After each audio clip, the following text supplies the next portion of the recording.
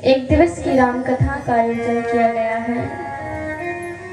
तो हमारे राघवेंद्र सरकार, हमारे राम जी और हमारी माँ जानकी, उनके श्री कमल चरणों में मेरा कोटि कोटि प्रणाम। तथा इस राम कथा में पधारे हुए समस्त राम भक्तों को, कृष्ण भक्तों को, वैष्णव जनों के श्री कमल चरणों में मेरा कोटि कोटि प्रणाम। एवं मेरे सहयोगी कलाकार मेरे भाइयों को बहुत बहुत अभिनंदन।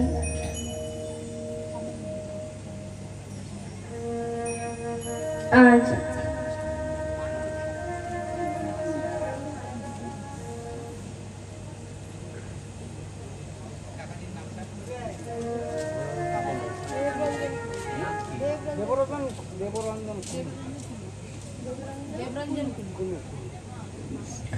देवरंजन कुल्लू, जिनके घर में राम कथा का आयोजन किया गया है, तथा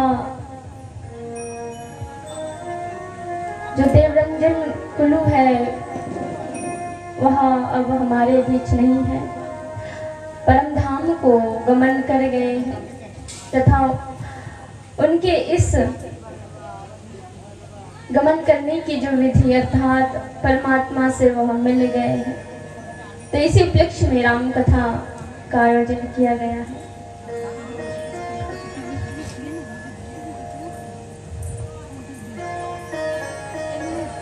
आज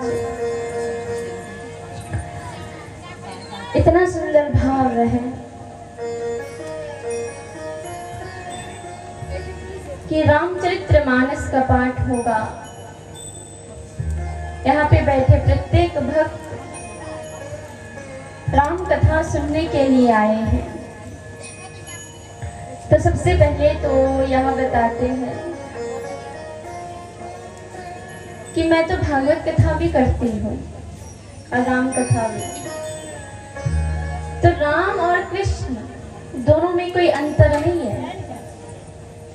राम और कृष्ण में कोई अंतर नहीं है। राम कृष्ण दोई एक है, अंतर नहीं निमेष। राम कृष्ण दोही एक है, अंतर नहीं निमेष। एक नयन गंभीर है, एक चपल विशेष। राम और कृष्ण दोनों अलग नहीं है, दोनों में कोई अंतर नहीं है, दोनों एक है। अंतर केवल इतना है कि जो हमारे श्री राम है उनके नयन अति गंभीर, इसलिए तो उन्हें मर्यादा पुरुषोत्तम श्री रामचंद्र कहा गया है कि वो अति गंभीर, उनका पूरा जीवन मर्यादित में। मर्यादा कैसा होता है, मर्यादा में जीवन कैसे बिताए जाते हैं, ये सिखाते हैं हमारे श्री रामचंद्र। 22 जनवरी को राम जी की प्रतिष्ठा हुई थी। हम प्रत्येक जितने भी भगवान के भक्त हैं, कृपया आवाज ना करें। जितने भी भक्त हैं, 22 जनवरी को हमने बहुत आनंद लिया था कि हमारे प्रभु, हमारे राघवेंद्र सरकार अयोध्या में विराजे थे। और यहाँ हम प्रत्येक सनातनियों के लिए सौभाग्य का विषय है। तो इसलिए कहते हैं कि जो राम है वो मर्यादित है। और हम जितने भी लोग कहते हैं ना, राम जी की जयकारा लगाते हैं, तो सबसे पहले केवल जयकारा लगाने से कुछ नहीं होता, उस मर्यादा को अपने जीवन में लाना भी पड़ता है। कहते मर्यादाहीन जीवन पशुओं का होता है। वो मैया ध्यान से सुनना और आवाज बिल्कुल नहीं, क्योंकि राम कथा चल रही है, गिने चुने श्रोता आए हुए हैं, और यदि इसमें भी बहुत आवाजें होंगी तो कथा में विघ्न पड़ेगा। तो कहते हैं मर्यादाहीन जीवन किनका होता है, पशुओं का होता है, और मर्यादित जीवन मानवों का होता है। जिस मानव के जीवन में मर्यादा नहीं, उनमें योग कैसा मानव है। और इस मर्यादा को सिखाया किसने? स्वयं भगवान आकर हमें सिखा गए कि मर्यादा किसे कहते हैं, मर्यादा में क्यों रहा जाता है।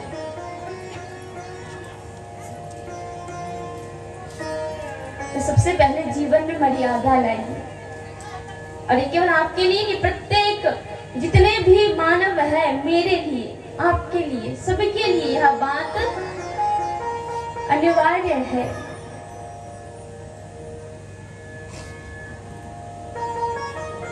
तो ये राम की बात है, राम की कथा है।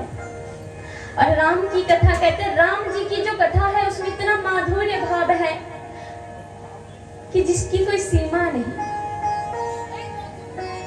यदि इस संसार में सबसे अधिक कष्ट दुख में किसी का जीवन कटा, तो जब जब भगवान अवतार में आए तब तब भगवान के जीवन में केवल दुख ही दुख थे। भगवान राम अवतार में आए, वो भी दुख ही दुख।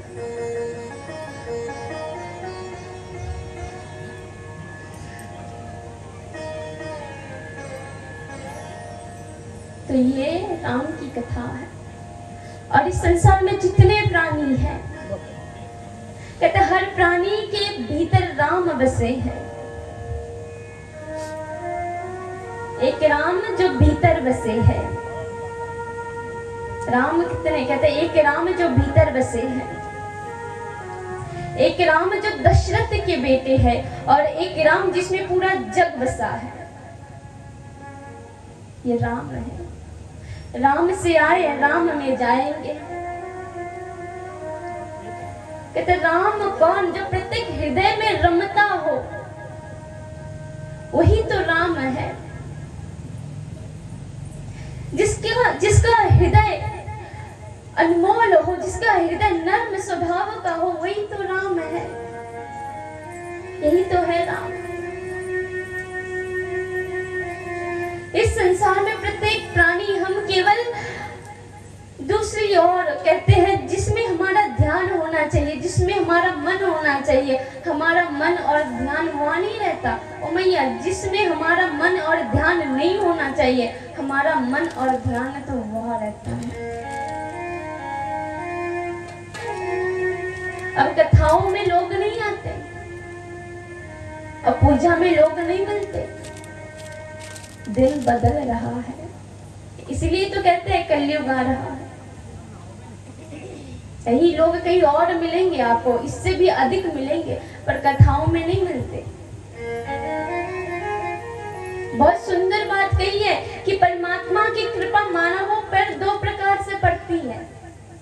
परमात्मा की कृपा मानव पर दो प्रकार से। पहली कृपा क्या है मानवों पर, कि परमात्मा ने हमें मानव बनाया है। पहली कृपा कि परमात्मा ने हमें मानव बनाया है, और दूसरी कृपा कि हमें उस परमात्मा की करुणा से सत्संग मिल रहा है।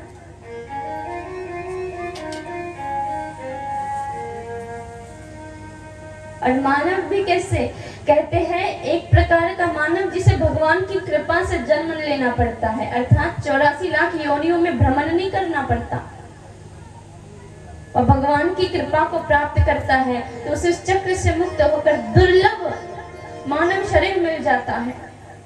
और एक प्रकार का जो जीव रहता है, वह क्या करता है बताए, 84 लाख योनियों के बाद भगवान उससे एक अवसर देता है कि अब मानव बन। 84 लाख योनियों में भ्रमण करने के बाद मानव बनता है, फिर वही कुकर्म करता है, फिर से 84 लाख योनियों में घूमना पड़ता है। मानव शरीर सामान्य नहीं है। मनसो देहो देहिनम क्षण भंगुराह, ये जो क्षण में टूट जाता है, क्षण में की मृत्यु का तो कोई पता नहीं कि मैं अभी सांस है, 2 क्षण 2 पल बाद रहेंगी कि नहीं रहेंगी, नहीं पता। यह शरीर दुर्लभ है, क्षण भंगुर है। लेकिन यह मानव शरीर दुर्लभ भी है। इसी मानव शरीर से परमात्मा मिलते हैं, परमात्मा प्राप्त होते हैं। जिसने इस मानव शरीर का लाभ नहीं उठाया ना मैया, सोच लेना वह व्यक्ति में ज्ञान ही नहीं है। जिसने मानव शरीर का लाभ नहीं उठाया। मानव शरीर का लाभ क्या होता है कि जन्म लिए, खाए, बड़े हुए, विवाह किए, संतान उत्पत्ति किए, भाई हो गया, ये मानव जीवन का लाभ है, ये शरीर का लाभ है। ओ मैया, ये सब तो पशु भी करते हैं ना, तो उनमें और हमें क्या अंतर है? अगर हम भी केवल भोजन के लिए जीने लग जाए, केवल देह सुख, भौतिक सुख के लिए जीने लग जाए तो हम में और उनमें क्या अंतर है? अरे मानव जीवन एक ऐसा जीवन है जिसमें भगवान की कृपा मिल सकती है। ओ मैया, यही आत्मा तो एक कुत्ते में भी होती है, तो उन्हें कौन सी कृपा मिलती है? मिलती है? नहीं मिलती, लेकिन हमें मिलती है। कारण क्या है? इस शरीर के कारण, इस शरीर के कारण, जिस पंचभूत से यह शरीर निर्माण हुआ, इसके कारण मिलता है शरीर। जिसने अपने इस मानव जीवन को साध्य बना लिया, जिसने अपने इस मानव जीवन को भगवान के श्री कमल चरणों में रख दिया, ओ मैया, उसका जीवन तो धन्य है। एक बहुत सुंदर बात कहते हैं, फूल तो हजार फूटे शाखाएं शाखाएं, सबाई की देवतार चरण जे पाए। ये जो संसार है क्या है? वृक्ष है। इस वृक्ष में लगे हुए हम पुष्प है, और इस प्रत्येक पुष्प का सौभाग्य नहीं होता कि वो परमात्मा के चरणों में जा सके। कुछ पुष्प का ही सौभाग्य हो पाता है। तो मैया, इस प्रकार जितने भी संसार के लोग हैं ना, प्रत्येक लोगों में यह नहीं होती कि वो परमात्मा के चरणों में जाए। कुछ लोगों का सौभाग्य होता है कि वो प्रभु के चरणों में जाए। कहते प्रभु का चिंतन करना भी ना, इसमें भी भगवान की कृपा है। सब नहीं करते प्रभु का चिंतन। प्रभु के लिए अपने नेत्र से अश्रु की धारा गिराए ना मैया, तो सोच लेना इसमें भी प्रभु की कृपा है। वरना लोग तो बहुत है संसार में, सब तो केवल हंसते रहते हैं, रोते तो बस 2-4 लोग ही है भगवान के लिए। और कथा में रोना, भगवान के लिए रोना, ओ मैया, कुछ लोग तो कहते हैं अपने लिए भी रोते हैं। कहते बेटा ये करता है, बेटी ये करती है, परिवार अच्छा नहीं है, पति अच्छा नहीं है, पत्नी अच्छी नहीं है, कोई अच्छा नहीं है। कुछ लोग इसलिए भी रोते हैं, और कुछ लोग तो इसलिए भी अपने नेत्र से अश्रु की धारा गिराते हैं, हे परमात्मा, आपने मुझे इस धरती पे भेज कर मुझे छोड़ दिया, अब आप कब मिलोगे मुझे? कुछ लोग तो इसलिए भी रोते हैं। जो लोग संसार के लिए रोते हैं, ओ मैया, एक बात बताए, रोना भी 3 गुणों से रहित है, अश्रु की धारा भी 3 गुणों से रहित है। जो केवल खुद के भौतिक सुख के लिए रोए, ओ मैया, वो तमोगुणी में आता है। जो अपनों की पीड़ा देने से रोए, ओ मैया, वो रजोगुणी में आता है कि मुझे संसार से पीड़ा मिली, मुझे संसार से धोखा मिला, ओ मैया, ये रजोगुण में आता है। और जो परमात्मा के लिए रोता है, ओ मैया, ये सतगुण में आता है। जिसे जीवन में कभी कोई ठोकर ना मिली, पर फिर भी वो रोता है, तो सोच लेना कि इसका रोना सात्विक है।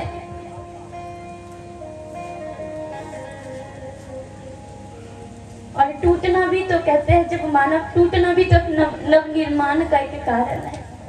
जब तक इंसान टूटेगा नहीं, तब तक नवनिर्माण उसका हो नहीं सकता। किसी ने बहुत सुंदर बात कही कि जब बीज धरती पे गिरकर जब तक वो टूटता नहीं, तब तक वृक्ष नहीं बनता।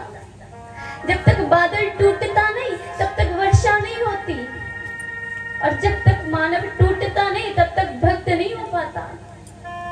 भक्त बनने के लिए भी टूटना पड़ता है,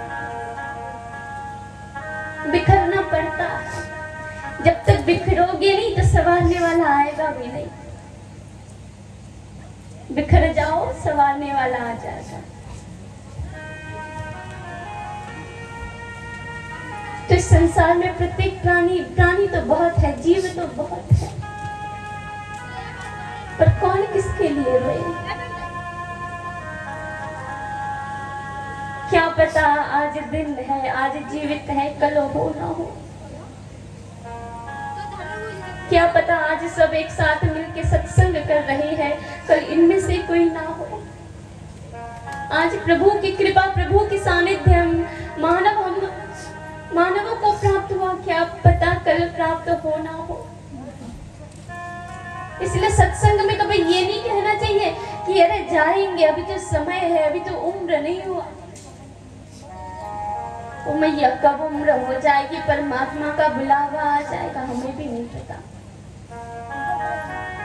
समय रहते प्रभु का गुणगान करें। क्या पता कब ये पंछी ये मन उड़ जाए, अपनों को छोड़कर चला जाए, क्योंकि ये तो है ही शरीर भंगुर का, टूटेगा टूटता है। इस संसार में तो कोई अपना है नहीं, इस संसार में तो ये शरीर भी अपना नहीं है। जब ये शरीर अपना होगा तो मानो तो कभी मरता नहीं है। और एक बात मैं, ये इस संसार में किसी का संबंध किसी के शरीर से नहीं होता, किसी का संबंध किसी के शरीर से नहीं होता। क्यों? मैं यदि शरीर से संबंध होता तो आत्मा के चले जाने के बाद लोग शरीर को जला नहीं देते, रख देते अपने पास, क्योंकि मेरा संबंध तो शरीर से था, शरीर तो है। तो किसी का संबंध शरीर से नहीं होता, और मैं ये शरीर भी अपना नहीं होता।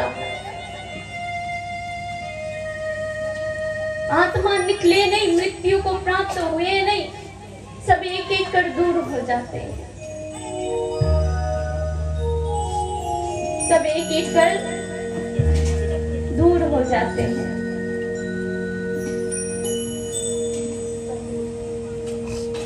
तो इसलिए कहते हैं कि जब तक समय है प्रभु का गुणगान करो, कि इस शरीर का भी कोई भरोसा नहीं, अपनों का भी कोई भरोसा नहीं, मन का कोई भरोसा नहीं, आत्मा का भी कोई भरोसा नहीं। भरोसा बस एक का है, वो है श्री गोविंद। पर वही प्राणी जब सबको छोड़कर चला जाता है तो वही जो दूसरे लोग रोते हैं, विलाप करते हैं। क्यों?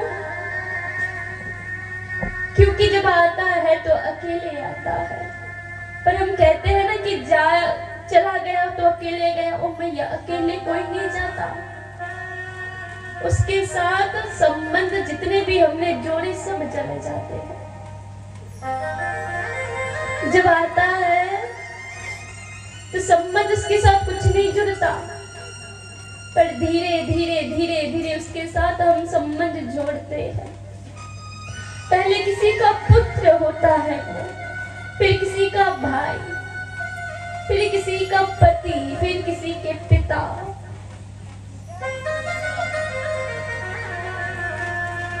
उसके साथ हजारों संबंध रहते हैं और इसी संबंध को लेकर वो जीता है। तो जिस प्रकार एक छोटा सा शिशु जन्म, उसके बाद धीरे धीरे वो बड़ा होने लगता है, उसके भीतर हजारों आशाएं रहती है कि मेरा पुत्र होगा, पुत्री होगी, उसका अपना संसार होता है। और एक दिन भरे पूरे संसार को छोड़कर, उसे सब कुछ छोड़कर परम धाम को जाना पड़ता है। उसके साथ जाता कुछ भी नहीं, सब कुछ वो यही रख के जाता है, परंतु हम जो उनके साथ जो संबंध जोड़ते हैं, बस वो व्यक्ति उस संबंध को लेके चला जाता है। जो प्रेम का संबंध हमने उनसे जोड़ा था, वो संबंध लेके चला जाता है। और मैया जाता है तो ऐसे कि पुनः लौट के नहीं आता। कहते जाने वाले की एक आशा रहती है कि गया है लौट के आएगा, पर वो जो एक ऐसा स्थान है ना जहाँ लोग जाते हैं पर आने की कोई आशा अभिलाषा नहीं रहती।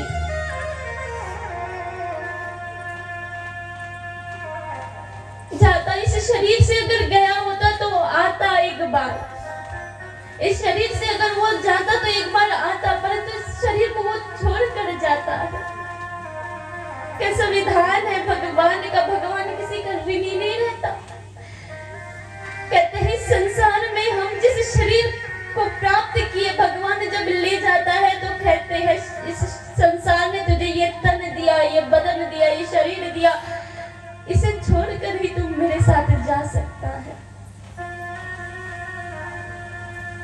इस संसार को और भगवान को हम एक साथ कभी प्राप्त नहीं कर सकते। यदि शरीर की माया रहेगी, नहीं भाई हम शरीर नहीं छोड़ेंगे, तो भगवान कहेंगे ले फिर तू जा, क्योंकि शरीर के साथ तू मुझे कभी प्राप्त नहीं कर सकता, तू मुझसे कभी नहीं मिल सकता।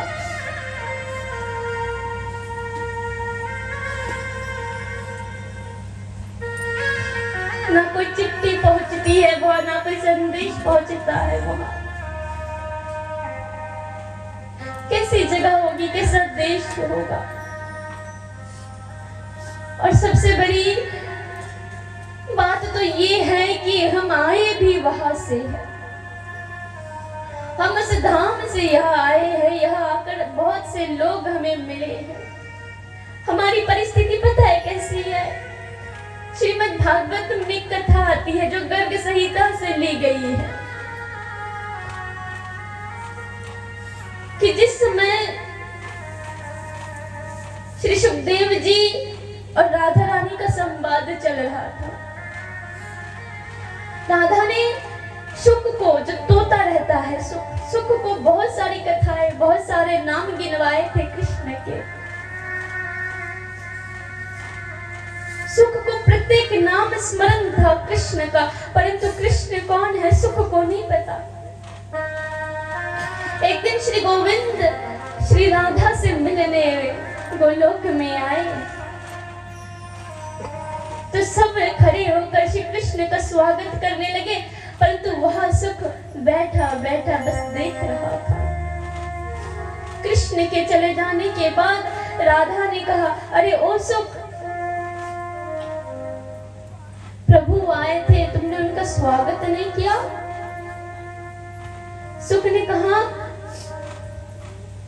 अरे मैया वो कौन है, हमें तो नहीं पता। कहते तुम्हें नहीं पता वो कौन है? अरे वो मेरे नाथ है, मेरे स्वामी है, मेरे गोविंद है, कृष्ण है। तो सुख ने कहा, अरे वो है कृष्ण। राधा ने कहा, क्यों तुम्हें नहीं पता? सुख ने कहा, ओ माँ, तुमने तो बस नाम सुनाया था, नाम गिनवाया था, महिमा तो बताई नहीं थी। कहते जब तक गुण नहीं पता, गुण की महिमा नहीं पता, तब तक नाम में भी रस नहीं आता। तो ये बात सुख कहता है, ओ माँ, तुमने तो बस नाम गिनवाया था, रटाया था, महिमा नहीं बताई नाम की। तो आज वही राधा कहने लगी है, सुख, तुम्हें यदि मेरे गोविंद की महिमा नहीं पता तो तुम मेरे पास नहीं रह सकते। तुम जाओ यहाँ से, तुम चले जाओ। सुख कहने लगा, वो माँ, तुम्हें छोड़कर मैं कहाँ जाऊं? मेरे पूरा संसार में मेरा कोई नहीं है, मैं किसी को जानता नहीं, पहचानता नहीं। और मैया, तुम तो मेरी माँ हो ना, तो तुम मुझे कैसे भेज सकती हो? मैं कैसे रहूंगा तुम्हारे बिना? यहाँ पूरा संसार अनजान है मेरे लिए, मुझे ना कोई जानता है, ना मैं किसी को जानता हूँ। पूरे संसार में तो एक बस तुम ही हो जिसे मैं जानता हूँ। और तुम कहते हो मैं चला जाऊं तुम्हें छोड़ के, मैं कहाँ जाऊं? तो उसी प्रकार इस संसार के जितने प्राणी हैं सब सुख है। आते समय तो कहते हैं, हे ना, यह संसार हमारे लिए तो अनजान है। इस संसार में कोई हमें जानता नहीं, ना हम किसी को जानते हैं। यह संसार अनजान है, तो हम कहाँ जाए, कहाँ रहेंगे? तुम्हारे बिना हम कैसे रहेंगे? तो यही बात कि तुम्हारे बिना हम कैसे रहेंगे। पर इस संसार में आकर हम उन्हें भूल जाते हैं। ये जीवन ही ऐसा है। कहते कृष्ण ही माया है, कृष्ण ही मोक्ष है।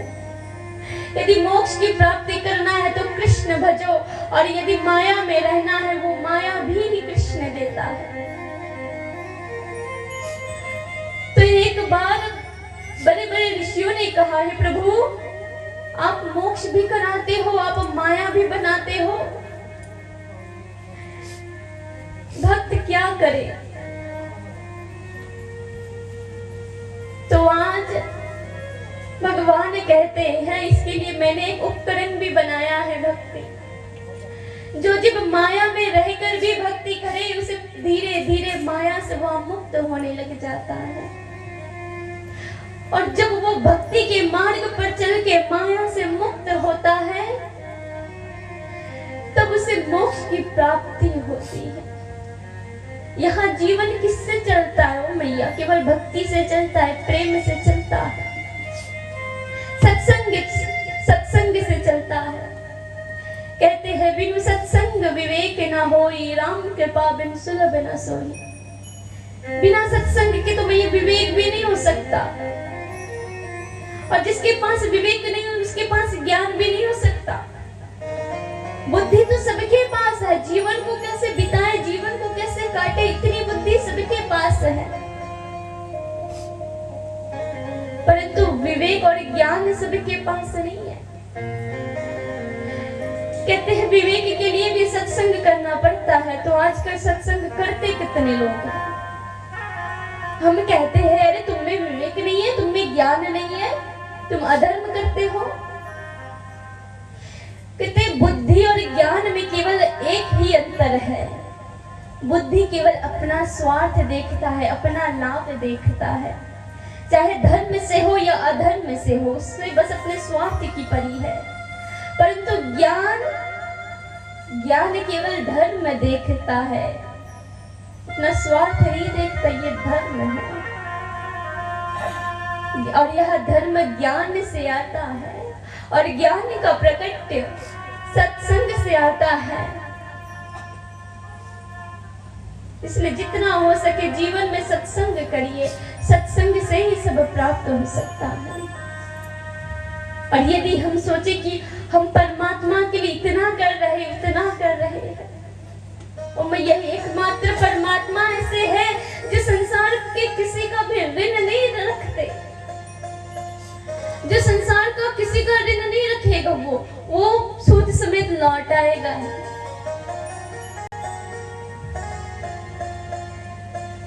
वो सूद समेत लौटाता है।